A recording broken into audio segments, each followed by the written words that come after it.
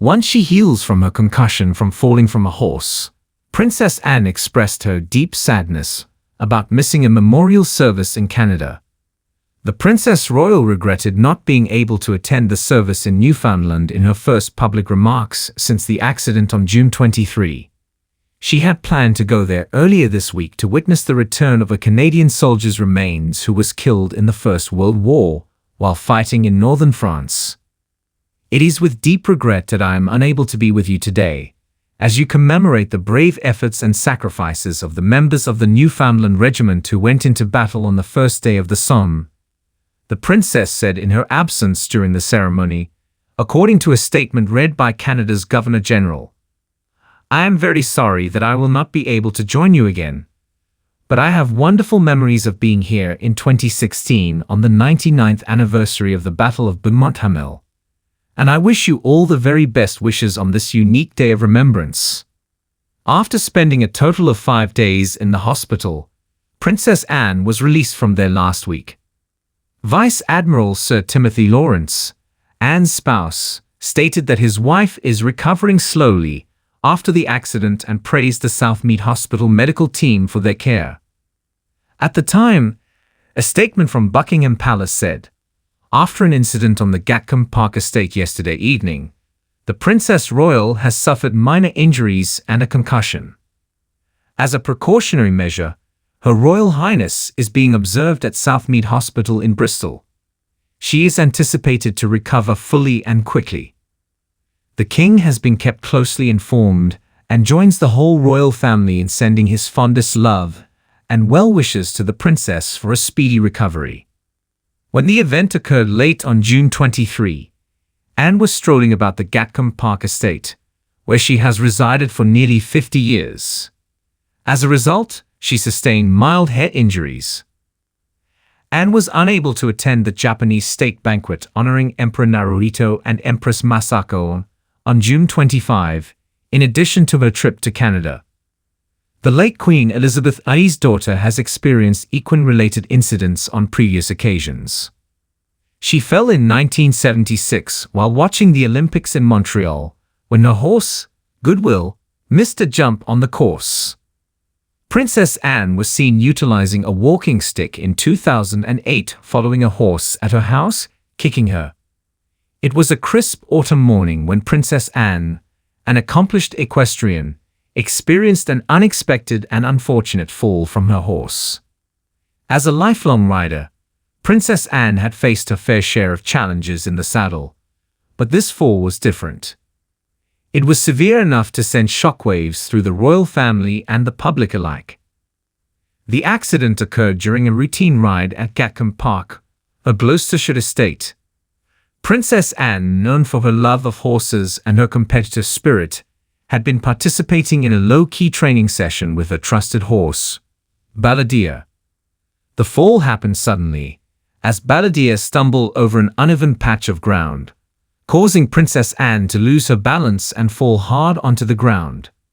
Within moments of the fall, Princess Anne's team rushed to her aid. Emergency services were called, and she was swiftly transported to the nearest hospital.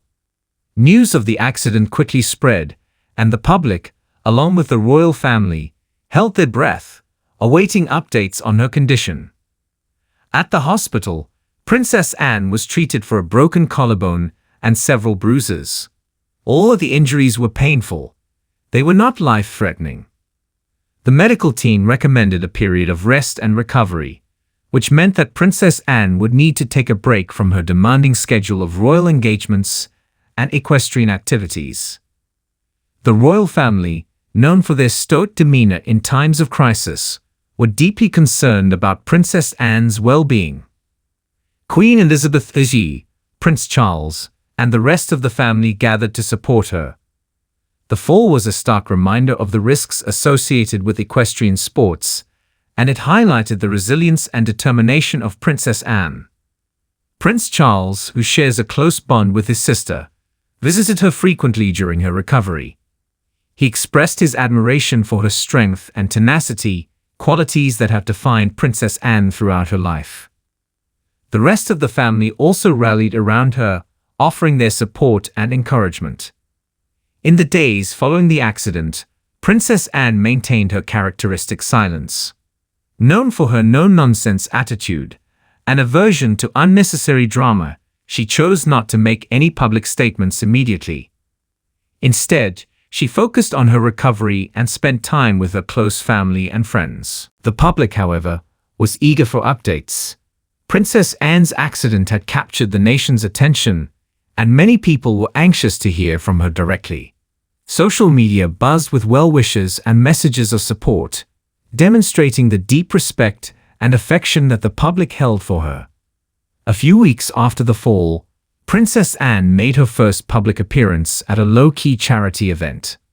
Walking with the aid of a cane, she was greeted with applause and admiration. Her presence was a testament to her resilience and dedication to her duties, despite her recent injury. During the event, she addressed the crowd with a brief speech. "Thank you all for your kind words and support," she began. "It means a great deal to me. As you know, I've had a bit of a tumble recently, but I'm on the mend and determined to get back to my usual activities as soon as possible." Her words were met with cheers and applause. Princess Anne's determination and positive attitude were evident, and her public appearance reassured many that she was on the road to recovery. In the weeks that followed, Princess Anne took some time to reflect on the accident and its implications. The fall had been a wake-up call, reminding her of the inherent risks of equestrian sports. While she had always been aware of these risks, experiencing a serious fall firsthand had given her a new perspective. Princess Anne began to contemplate the future of her equestrian activities. She loved riding and competing, but she also recognized the need to prioritize her health and well-being. The fall had been a reminder that even the most experienced riders could face unexpected challenges. Several months after the accident, Princess Anne agreed to a rare interview with a trusted journalist. The interview, conducted at Gatcombe Park, provided an opportunity for her to share her thoughts and feelings about the fall and her recovery. "How are you feeling now, Your Royal Highness?" the journalist asked. Princess Anne smiled, her eyes reflecting a mixture of determination and introspection. "I'm feeling much better, thank you. The recovery process has been challenging, but I've been fortunate to have the support of my family and friends." The journalist nodded. "Can you tell us more about the accident and how it has affected you?" Princess Anne took a deep breath before responding. "The fall was unexpected and quite a shock. As a rider, you always know there's a risk, but you never really expect it to happen to you. It was a reminder of the importance of safety and the need to always be vigilant." She paused, her expression serious. "It also made me reflect on my future in equestrian sports. I've always loved riding and competing, but I have to consider my health and well-being. It's a delicate balance." Following her reflection and discussions with her family, Princess Anne made the difficult decision to reduce her involvement in competitive equestrian events. While she would continue to ride for pleasure and support equestrian causes, she decided to step back from the rigorous demands of competition. This decision was not made lightly. Equestrian sports had been a significant part of her life for many years, and the thought of scaling back was challenging. However, Princess Anne understood the importance of taking care of her health and ensuring that she could continue to fulfill her royal duties. With her decision to reduce her competitive riding, Princess Anne began to explore new opportunities and interests.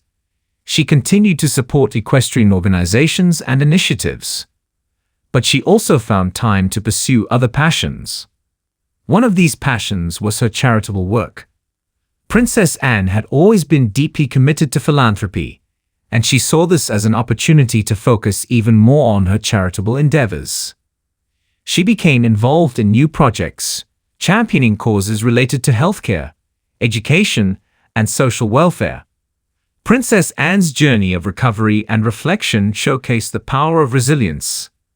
Despite the setback of her fall, she demonstrated an unwavering determination to continue making a difference. Her ability to adapt and find new ways to contribute was an inspiration to many. Her resilience also extended to her role within the royal family. Princess Anne continued to support her mother, Queen Elizabeth II, and her brother, King Charles II, in their duties. She attended official events, offered her guidance, and remained a steadfast presence within the family. The public's admiration for Princess Anne grew even stronger in the wake of her accident. Her determination, humility, and dedication to her duties resonated deeply with people around the world. Messages of support and encouragement continued to pour in, reflecting the widespread respect and affection for her. Princess Anne's story also served as a reminder of the importance of safety in sports. Equestrian organizations and riders were inspired to review their safety protocols and take steps to minimize risks. Her experience highlighted the need for vigilance and caution, even among the most experienced riders. As time passed, Princess Anne embraced her new chapter with grace and enthusiasm. She continued to ride for pleasure, enjoying the tranquility and connection with nature that horseback riding provided. Her decision to step back from competition allowed her to focus on her health and well-being while still remaining actively involved in the equestrian community. Her charitable work flourished, and she took on new roles and responsibilities within various organizations. Princess Anne's dedication to making a positive impact on society remained unwavering, and her contributions were widely recognized and celebrated. In a quiet moment of reflection, Princess Anne looked back on her journey since the fall. She thought about the lessons she had learned and the strength she had gained. The accident had been a turning point, prompting her to reassess her priorities and make important decisions about her future. She realized that while the fall had been a setback, it had also opened new doors and opportunities. It had allowed her to explore different aspects of her life and find new ways to contribute.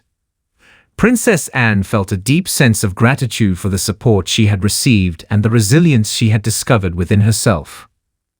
Recognizing the impact of her experience, Princess Anne decided to share her story more widely. She hoped that by doing so, she could inspire others to persevere in the face of challenges and find strength in difficult times. She also wanted to raise awareness about the importance of safety in sports and encourage others to prioritize their health and well-being. Princess Anne began to speak at events and participate in interviews, sharing her journey of recovery and reflection. Her story resonated with people from all walks of life, and her message of resilience and determination inspired many to overcome their own obstacles. Princess Anne's journey of recovery and adaptation was a testament to her enduring legacy. She had always been known for her strength, determination, and commitment to service, and these qualities shone even brighter in the face of adversity. Her decision to step back from competitive riding and focus on other passions was a reminder that true strength lies in the ability to adapt and find new ways to make a difference. Princess Anne's legacy would continue to inspire future generations, both within the royal family and beyond.